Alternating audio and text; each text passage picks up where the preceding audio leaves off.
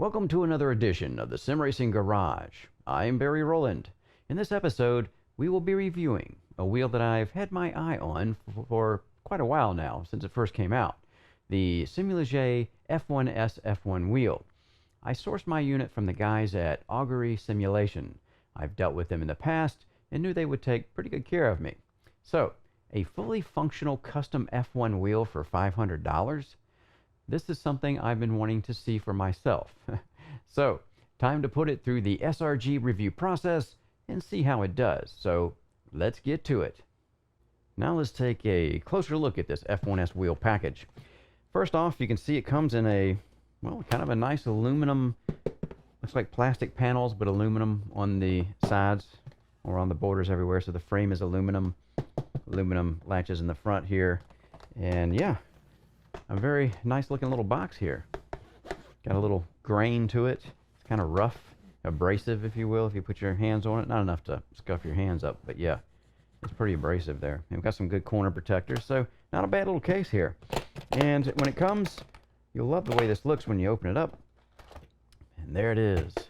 It actually comes packaged in a sock, if you will, or cover. And this feels like some kind of a, I don't know, cotton blend with some polyester or something. And it's got the F1S Simulage.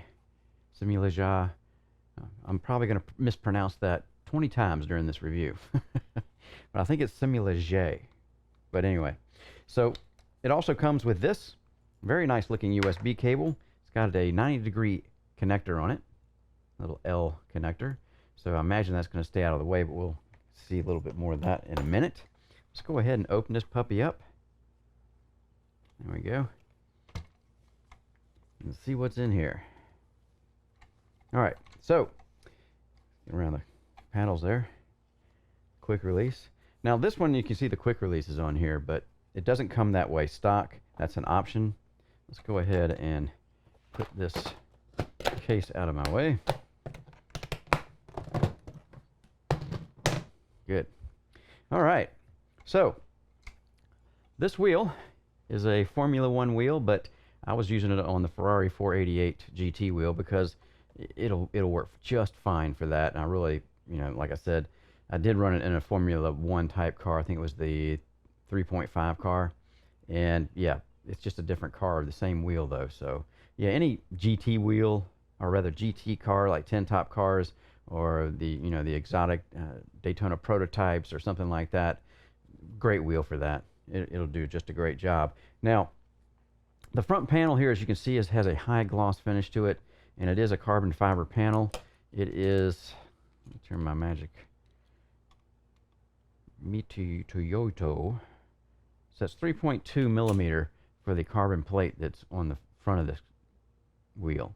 You can see it there. Of course, it obviously is going to run all the way around and across the bottom. Now, the back plate, or cover if you will, is actually aluminum. And it's got a carbon fiber look to it. I don't know how well this is going to show up, but you can see the carbon fiber pattern on it. Almost matches the paddles over here, right? So, but that's actually some kind of a dip. It's not a decal. I'm thinking it's some kind of a dip because you can see the, right around the corners here. Oh, well, you guys are going to be able to see this. But the corners there, you can see they're kind of got a flow to them that's a little bit different than the rest of it.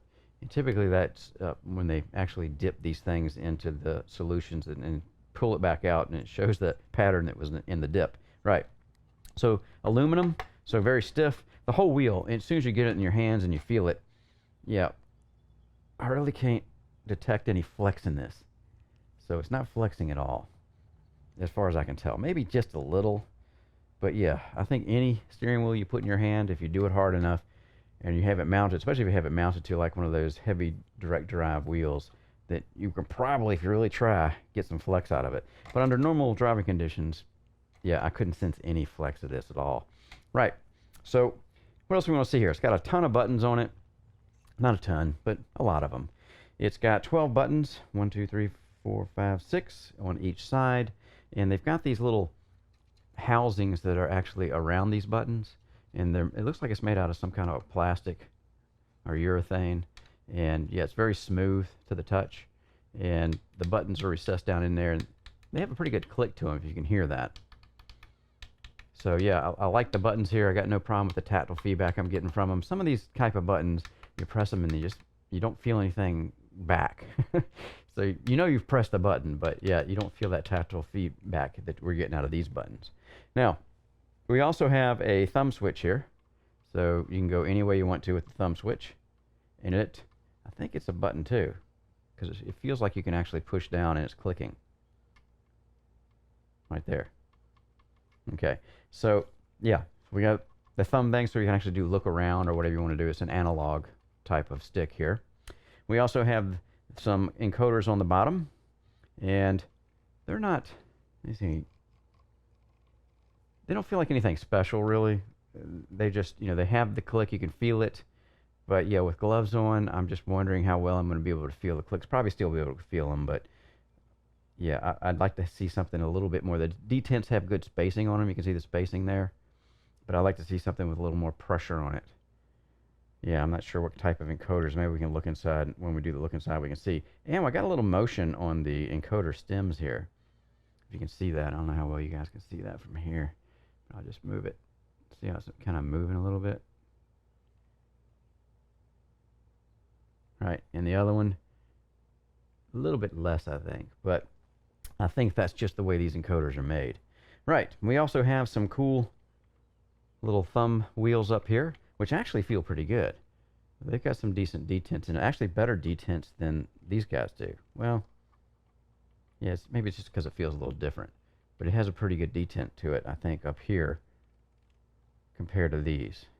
Right, so we got one on each side. So we've got a lot of controls here. Let's see, we got 2 encoders, we got the side encoders, and we've got 6 buttons, 12 buttons. Plus we have the paddles on the back. That's some more inputs, 2 more inputs. And of course we have the clutches too, and we'll talk about those in just a minute. The grips themselves are Alcantara, and while driving with them, they did a pretty good job. I mean, they're grips, right? They actually have kind of a leather smell to them. Real Alcantara is actually pretty nice stuff. Yeah, at least I think it is. It feels good. It feels a lot like suede, but it's not quite as chunky as real leather suede. And yeah, I think it wears probably about the same. I don't know. It depends on the person and whether you're wearing gloves or not. When I didn't wear gloves with this, it matted down pretty quick, but I was able to bring it back with a suede brush, and it came right back out.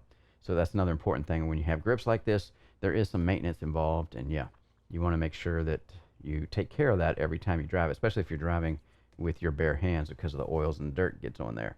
Right. What else can we talk about? Of course, we have this guy here, which is actually a multi-switch display presets type of switch here that you rotate, and it changes the function of these 2 windows on this display. And you have 12 of these. So you can actually have 12 different settings for each one of these windows when you're going down, and you'll see that when I'm driving. I'll change it back, and we'll go over the software. I'm going to touch briefly on the software because the software is pretty powerful. It can do a lot of stuff, so I don't want to go too deep into that because it would take forever. But it's good enough, I think, for you guys to get a handle on what you need to do to get started with that software. Right, so we've got a nice, I think this feels almost like a pressed-on sticker, not so much a screen print. Get a little look at it there. It might be a screen print, I don't know. But anyway, it looks pretty nice. Got the F1S Simula J logo on it. Now let's talk a little bit about this display. This is a GS Pro display, and it has 3, actually the display itself has 4 spaces rather, or places for numbers, 4 places on each side. Of course, we have the center one that has a 1 place. You can actually see those in there. And we also have 3 LEDs in a triangle over here and over there right next to it. And kind of following the RPM LEDs is 3 more lights up here. So we've got a lot of lights that we can actually program to do different things and light up for different situations. And yeah, once you see the software, you'll see that it's just a plethora of assignments you can do to these LEDs. So yeah, anything else we want to talk about on the front? The stitching is pretty good here. I don't see any mess ups or goofs or anything. So again, I don't know how well this stitching is going to show up, but there it is right there on the lights. And yes, it's got a little stitching on on the nub here. It looks like it's pretty nicely, it's very nicely done actually. I really have no problem with that. Now, the shape of this grip is a little different than what I'm used to. It is kind of longish this way when you put your hand on it, but it's also squared off. And well, you see that. See how it's kind of, I get my black shirt background out of the way, but yeah, it's kind of a squared off feel to it right here. And again, here comes my personal preference. So this is just something that I noticed when I was using it. I prefer to have a little bit more of a roll on the top there to fill in my palm. But that's, again, that's a personal thing, and I had no problem using it, obviously, when I was running it, but I kept thinking that I would like to have maybe a little bit more of a roll there, so it's a little bit more of an ergonomic fit for a curved palm going around it. Like, you know, all the grips on regular steering wheels are round. Well, kind of round. At least they're round up here, and they'll flatten out inside, but they're still more rounded on the top. And yeah, I noticed that when I was using it, yeah, and I use a pushing method when I turn my wheel, and right away I could tell, you know, because of the flat here, and you can see your hand's kind of flat right there too on it. Well, you see that? And it kind of squares into the palm instead of a roll feel that I'm used to. Maybe, but I got used to it. You know, it didn't cause me not to be able to drive the wheel or anything like that, obviously. I'm just, like I said, I got to pick something on this wheel, right? So yeah, I would like to see something a little bit more rolled off there instead of so flat. And it's kind of longish too. You can see how long it is. I think guys with bigger hands are probably going to like this a little more because it's just a long grip. You know, it's wide this way but skinny this way. It is something different. And I know you see pictures of the F1 wheels, and that's what they look like. I'm not so sure about the top as far as the rolling part of it, if we could get a little more radius on this. But yeah, you see these pictures of the Formula One wheels all the time now, and they have that. This has that kind of Mercedes look wheel because of this little point it comes to on the grips here, I think. Right. Round to the back. All right, we talked about the aluminum housing on the back here already, and this one actually has a sim racing coach quick release on it. And that is an option. That doesn't come stock. So yeah, if you need one of those, you order it with the wheel, or if you have something you want to put on yourself, then you can put it on pretty easily. And I kind of like the way this works, this whole quick release change system they got on this wheel. Very well thought out, and yeah, we'll see that though when we get to the look inside. Now, of course, the prominent thing on the back here is all these levers or paddles. These are obviously the the shifter paddles. And they seem to be, now they're not adjustable. You can see that there's really no adjustment on it there. So, but I didn't have any problem using them, and I got small hands. You know, I'm not the biggest guy in the world. So yeah, I didn't have any problems reaching them. Somebody with bigger hands though, big fat fingers, big sausages, I'm not sure, you know, how the clearance is going to be for them. So that might be an issue, you know, but really there's the adjustment you can see right here. Only adjustment we have here is the screw. If we screw this down, you can see the space there between right there. If we screw that down, the screw will protrude more, so it won't return as far. So the pull won't be as far. So you do have a pull adjustment in there. As far as I can see, that's the only thing that's adjustable. And of course, we have some nice carbon paddles here. And these are not magnetic, obviously. They're spring driven. Yeah, get you a look at those springs in there. Let's see right there. There's a good shot of it. And we have a plunger in here that's actually plunging down into where the switch is to make the actual shift. Like that. Right. Pretty simple. I prefer magnetic shifters myself, but, you know, to be honest, there's a lot of wheels out there in real race cars that have a spring type of shifter on it for paddle shifters, not magnetic. So, again, it's not like it's not realistic because a lot of cars run those kind of wheels, and a lot of cars have the magnetic shifter. I think, again, it may be driver personal preference at that point. Right. So they feel pretty good, again, and we got probably, I'm thinking the same thickness of the carbon fiber. Kind of looks the same. Yeah.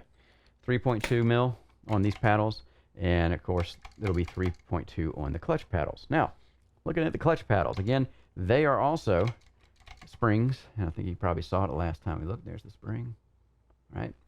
And they have the same kind of adjustment for reach on the bottom there. You see the screw? So we can screw that in and change it. But if you'll notice on the clutch paddles, we've got some adjustment there. See those slots cut into the paddles? So we can actually push those in or out. And, you know, to be honest, yeah, I like them right out. They work pretty good for me right out of the box.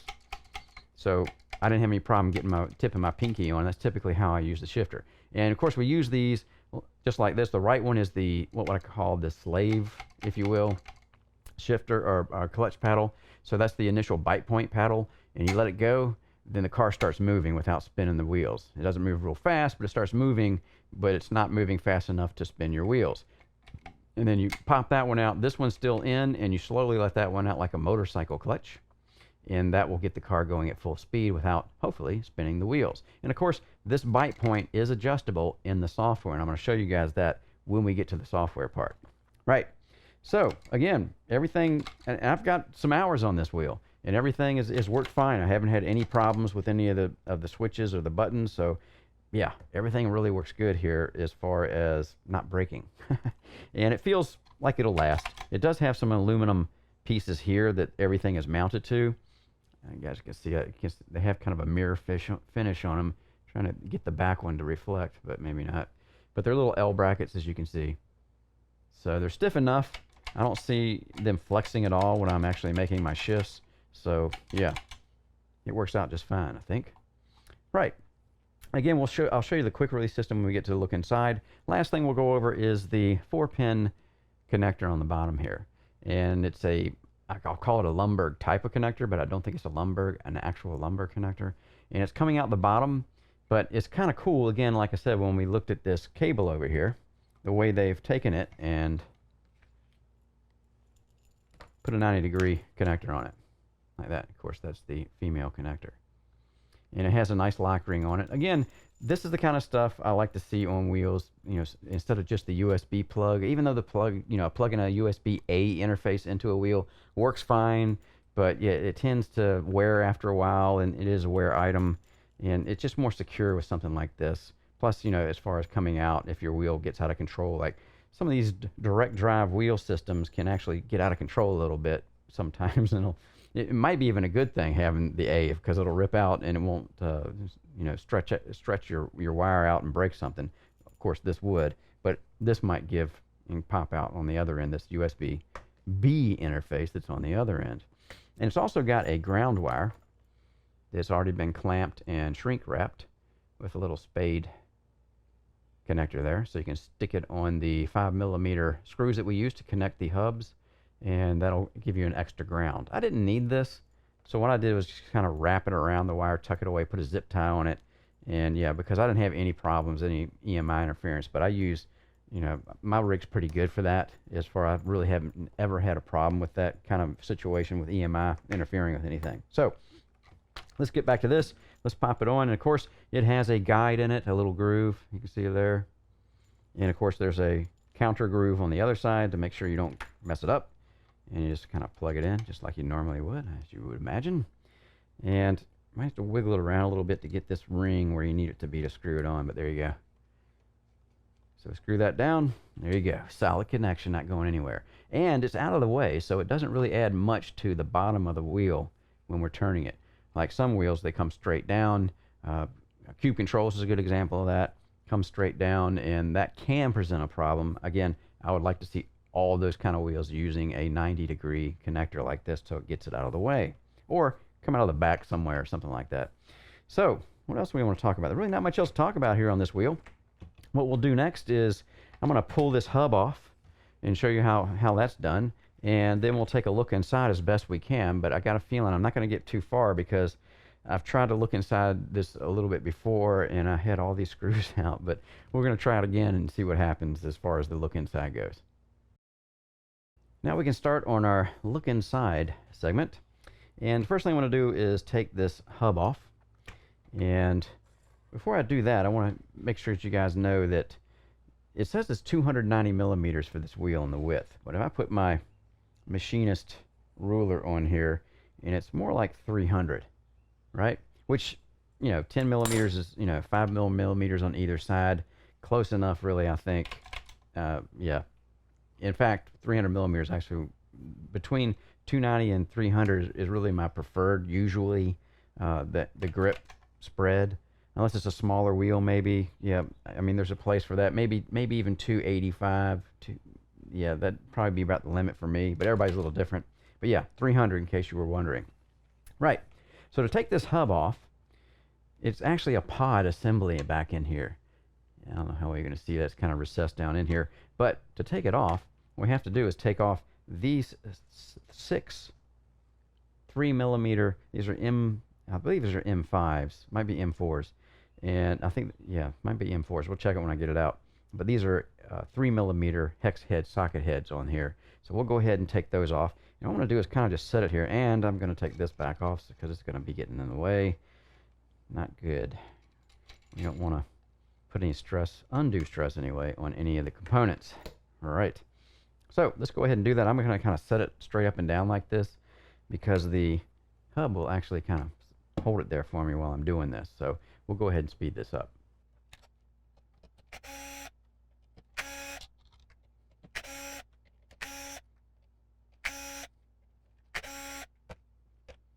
So this is what we have. It is an M4 socket head with a 3mm hex in size hole in it.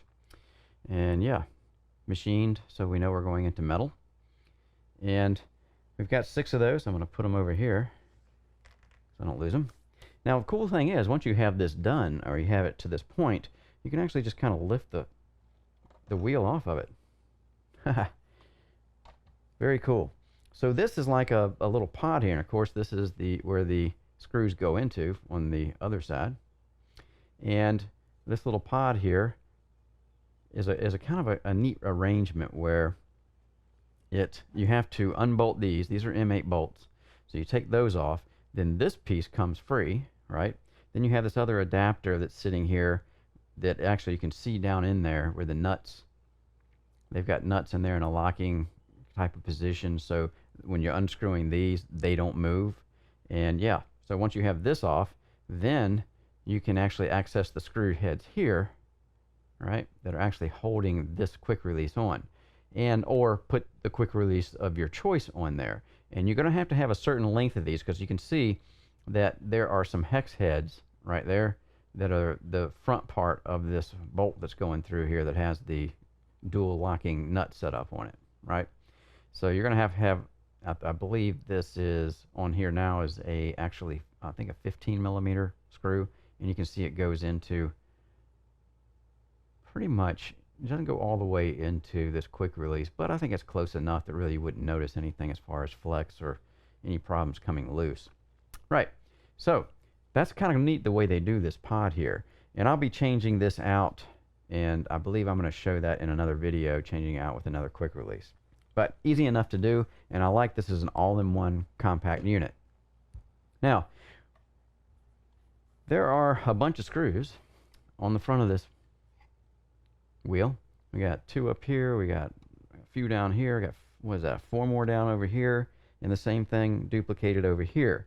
So what I'm going to do is I'm going to take all those screws out and see where we are. Okay, continuing on with our look inside.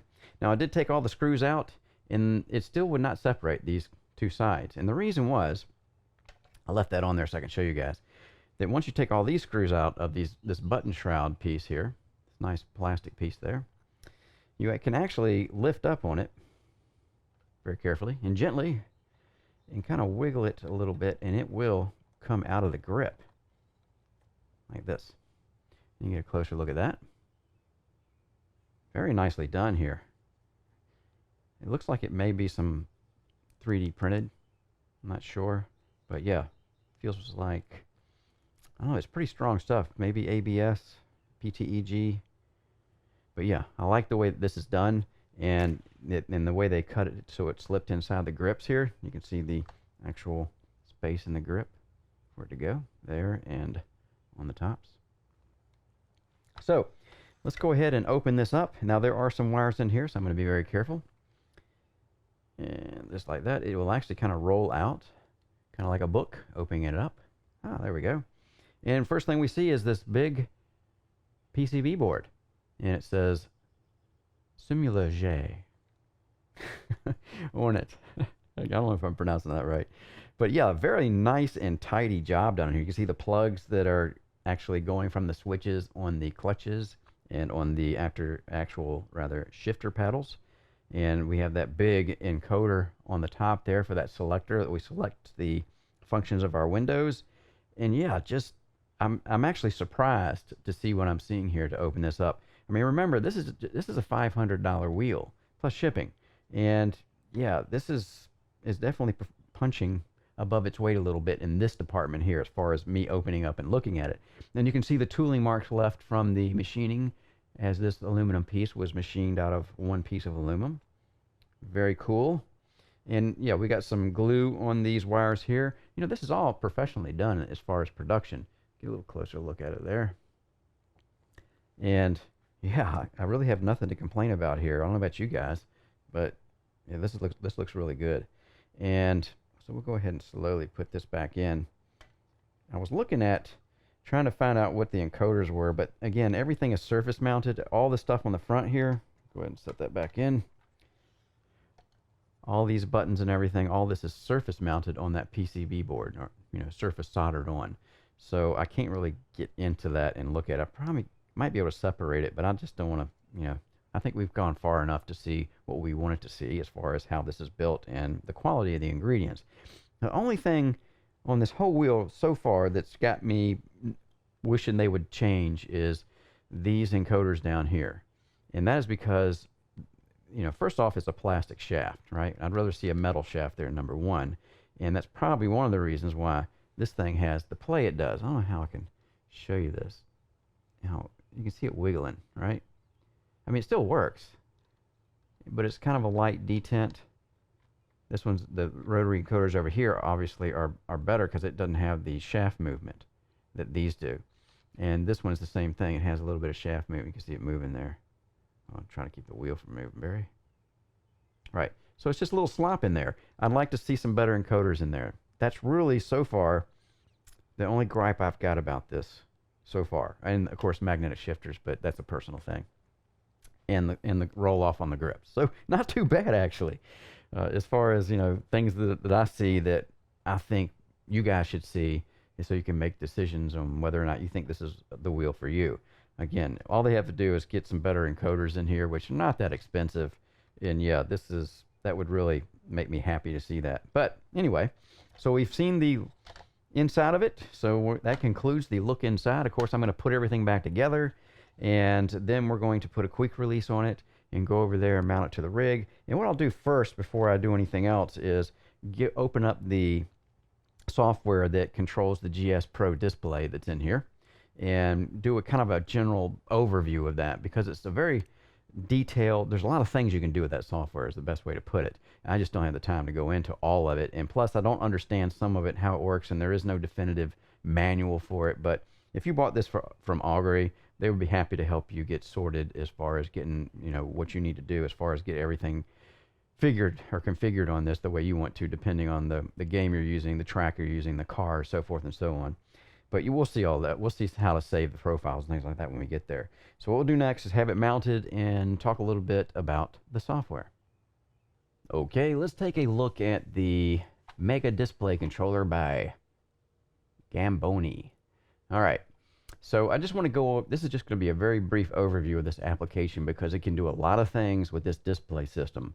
And yeah, the waters run deep here, and you can actually spend maybe, especially a couple hours, just trying to figure the whole thing out. Unfortunately, there is no definitive user manual for this or video out there on how to use this software. But whoever you buy your wheel from, they'll help you through it as far as getting your display set up for different cars and things. But I'm just going to do a quick overview here.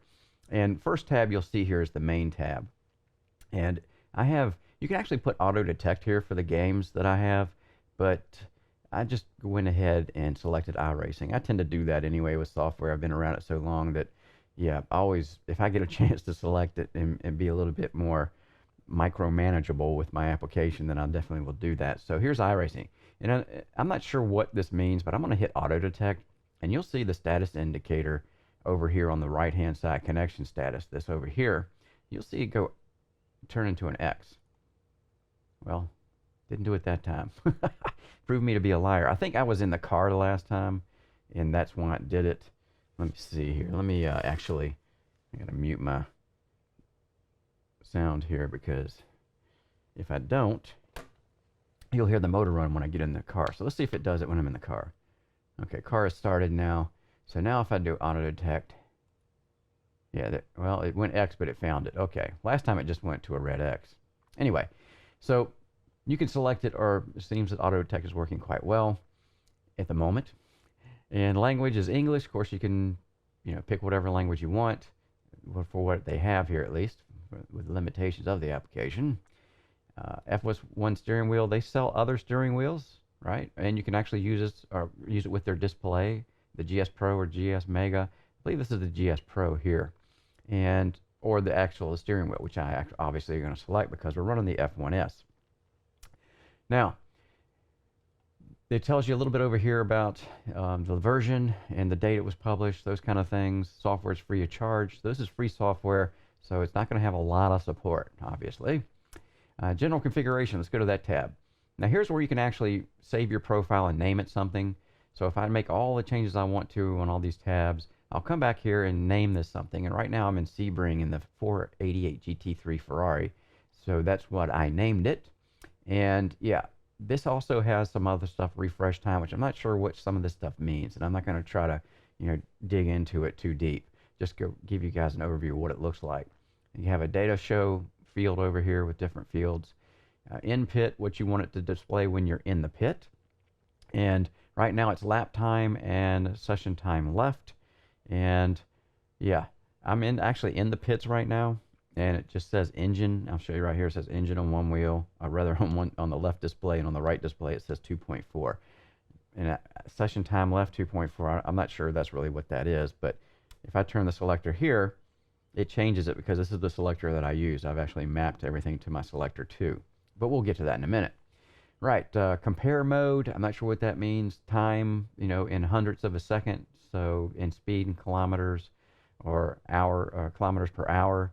So that's, whatever the compare mode is, probably for the lap times, I'm imagining. We also have a gap mode up here with best lap. So here I can actually manually put in a time, I think, that I want to make sure that, to compare what I'm doing per lap against. I can overwrite this, what's going on with the gap mode, and I can actually target a driver here. So if there's another driver in my practice session, I can target his times and see what he's doing while I'm actually running and seeing what my times are. So it's pretty cool.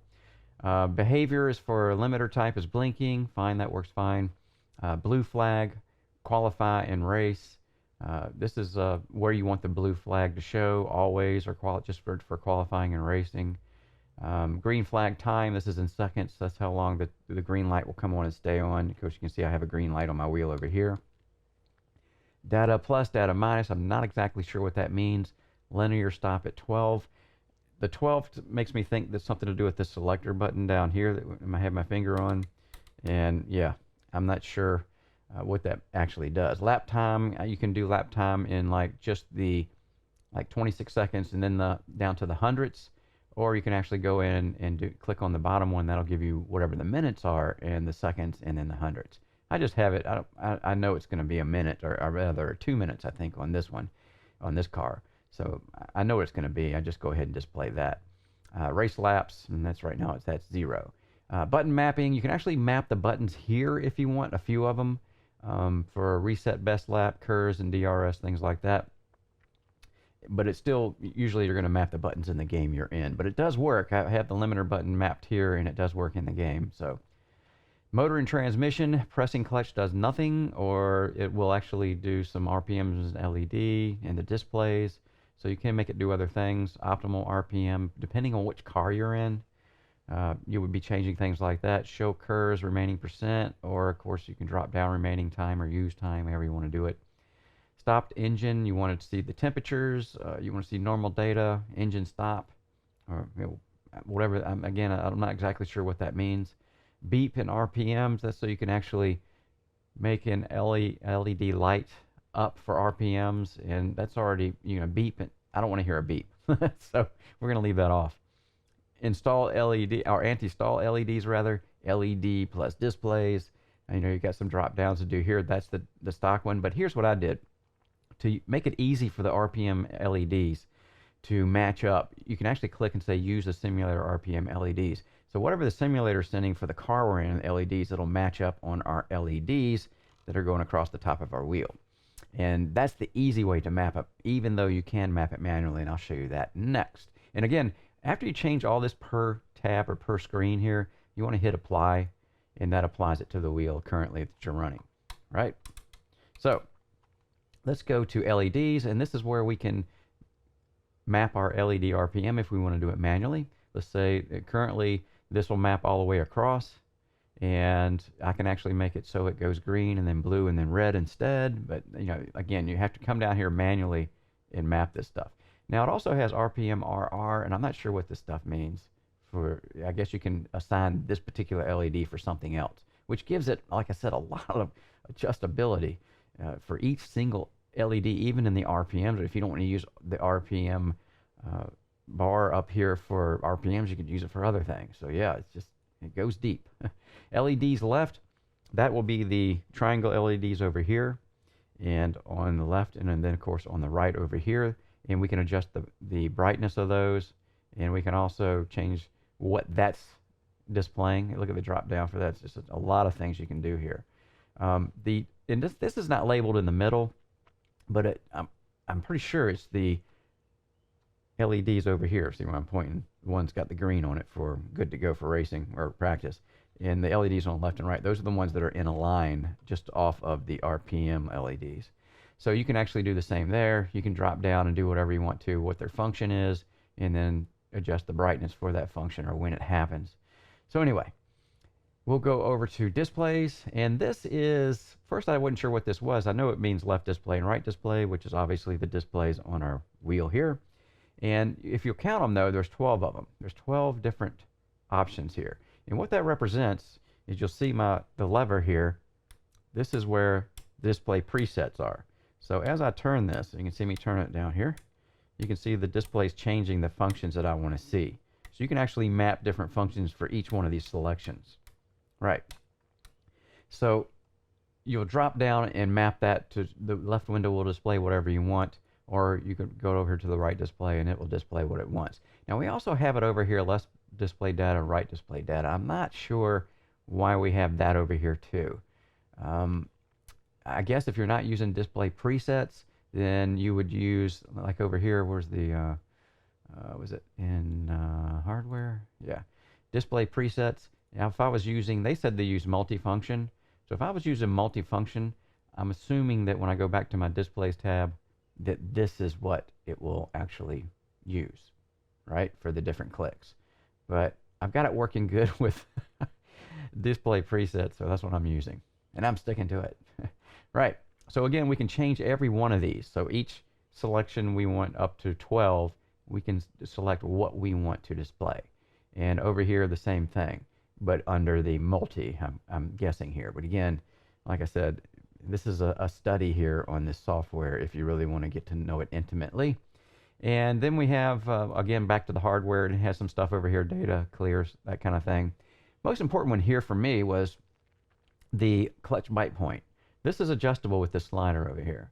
So we can slide this left or right, and if you slide it to the left, that means you're decreasing the bite point, amount of bite you get when you release the right hand clutch lever. You slide it to the right, and it increases the bite point, so it rolls more, in other words. So I have it set on 5 because that's where I was able to tune it to where it does what I want it to do on the Ferrari. In fact, let's go ahead and get into the Ferrari here and try that out for the launch point here. Let's see, we're in it, but we don't have the sound going, so let me give it a little bit of sound. It's not going to be too loud though, because I don't want it to blow my voice out, or my audio that I'm trying to capture. So here we have, currently, as I get out here, this is RPMs, and this is my actual speed over here in the windows for that selector. If I change the selector, you see it changes, it goes over to the other side. So that's what this selector is for, to do that. And of course you can keep going for different things all the way around. Right, but back to what we're doing here. All right, launch test. All right, so I've already got it dialed in. Of course, the object here is you have a left and right clutch lever. You pull them both in while you're in first gear, and that's going to be your launch. You're going to pop the right loose, and that's going to get me moving without spinning my wheels, and then I'll regulate it with the left clutch, like on a motorcycle, and roll out without skid marks. That's the idea anyway. So let's test it out. There we go with the right. Let it roll. And then going out with the left. And no skid marks on that one. So that's what we're after using these clutches. So that works pretty good, right? So let's go ahead and turn that drone back off. I know it doesn't sound good on the audio. All right. So yeah, this is, again, the most important thing for me. It also has a clutch 12P range. I'm not sure what that means. Display contrast is obvious. LED contrast also pretty obvious there. Multifunction buttons. You know, you can read what it says here, but it's not real clear to me. I know it changes data and things like that, but you know, I just haven't dug deep enough yet. And like I said, in a wheel review and just doing an overall on this application, overall overview here, I don't want to get too deep because you could spend a couple hours with this stuff. Right, let's just go to the last tab, and here we can actually test the display. If you click all, and I hit a send, you can see my display lights up with all the lights. I'll do it one more time. You can see it there. Okay, good. And then I'll turn it on to none. And I'll go back to hardware. And you can see my display came back now. When you're in the test mode, it all goes blank. So now my display is working like it's supposed to. All right, so I'm going to end it really, here. I'm going to do some driving next and just give you some thoughts of the wheel in general and how it behaves and how the buttons feel. But yeah, this is just, again, was supposed to be just an overview, a high-level overview, if you will, of the application, just to get you started on messing with it when you get your wheel, if you buy this wheel, so that you'll have at least a little bit to go with as far as getting your wheel display set up the way you want it to. So, right, we'll go ahead and get to some driving next. So here we are in iRacing in the Ferrari 488 GT3. And obviously we're at Sebring, my favorite track for testing things. And the first thing I noticed about this wheel is the grips on it. They kind of have a flat spot or flat section where the pocket between your forefinger and your thumb are. And I prefer to have a little bit more radius there to fill in my, the space in there when you're grabbing the wheel. It felt a little different. It wasn't like it hurt or anything, but yeah, it was just something I had to get used to, and it didn't take me that long, but I did notice it. It was something obvious to me that I would like to see different. All right, so we're using some of the buttons as we go along here, so you'll be seeing me doing that. I've got it programmed here. You can see I'm rolling through the selector there for different screens on the displays. Very cool that the wheel can do that, actually. This is a very, very powerful display here, that it really runs deep as far as the many things you can do to it.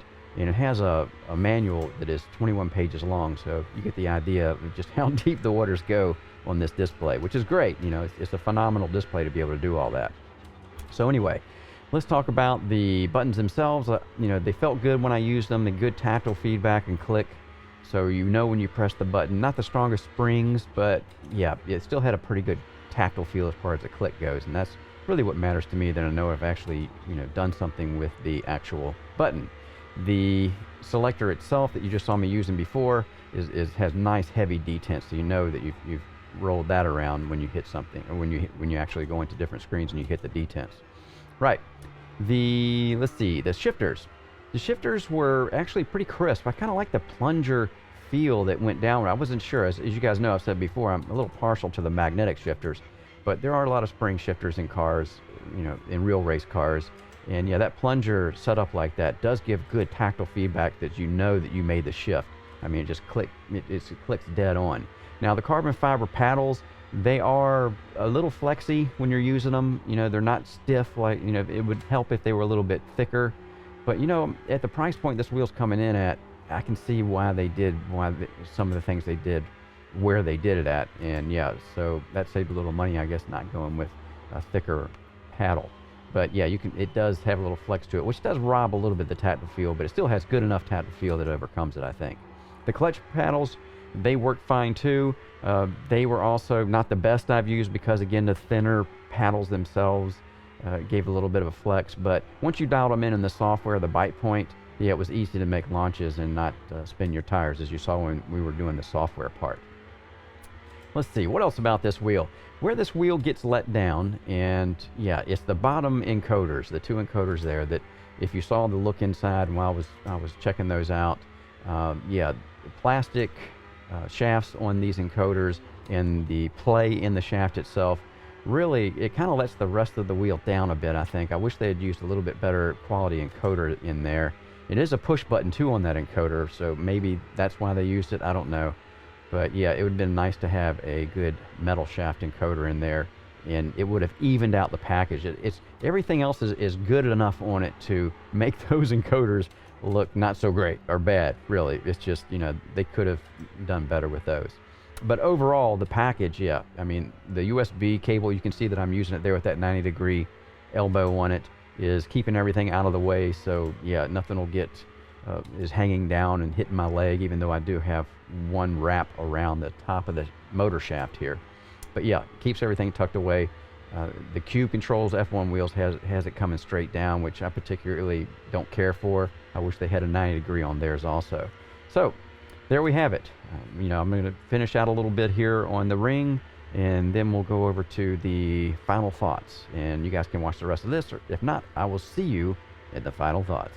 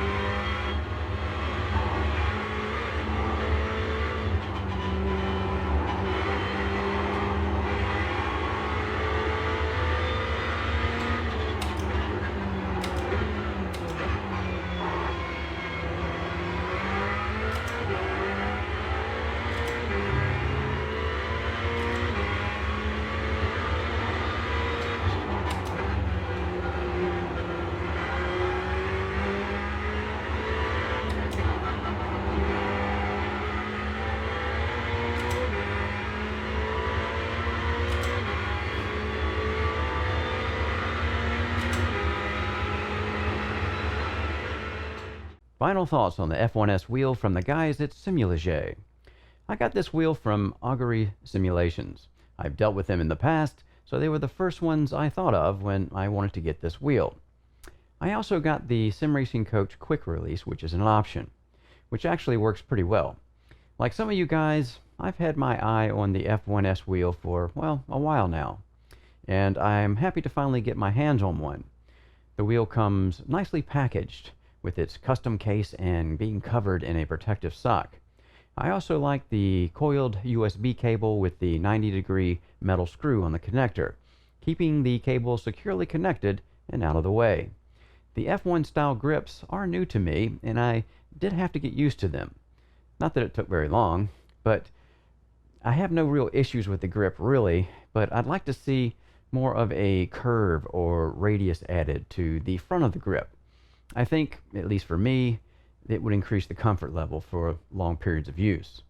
The wheel's buttons have a good tactile feel to them, giving a nice click when activated. The thumb encoders were of good but not best quality, with easy to feel detents when rotated. Also, the joystick button worked fine but was just a bit vague feeling when you move it. The shifters worked well, and while my personal preference leans towards magnetic shifters, these spring shifters worked well with the plungers that activate the switches, giving a good tactile feedback when you use them. The clutch pedals didn't have the best feel of the ones I've tried so far, but they get the job done, and once you adjust the proper point in the GS Pro display software, launches with no wheel spin were easy to do. Speaking of the software, I found it to be not very user-friendly at first. You can download a manual for it, and being 21 pages long gives you an idea of just how deep the functionality of this display goes. Impressive to be sure. I really need to spend more time with it though.